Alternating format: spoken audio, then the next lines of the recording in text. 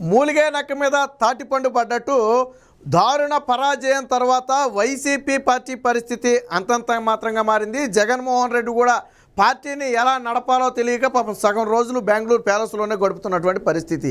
అయితే ఈ పార్టీకి ఆ ఓడిపోయిన దగ్గర నుంచి షాకు మీద షాకు తగులుతూనే ఉంది.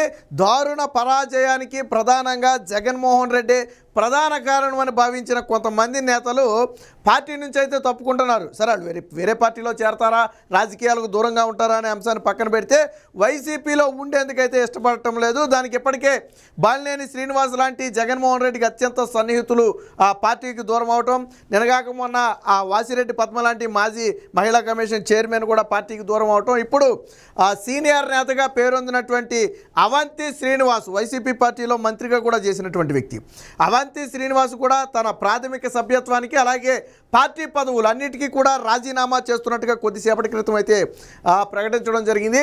అయితే ఏ పార్టీలో చేరతాను అనే విషయాలు అయితే చెప్పలేదు, కానీ తన వ్యక్తిగత కారణాలతో పార్టీకి అయితే రాజీనామా చేస్తున్నట్టుగా ఈరోజు స్వయంగా మీడియాతో మాట్లాడుతూ అవంతి శ్రీనివాస్ ప్రకటించడం జరిగింది.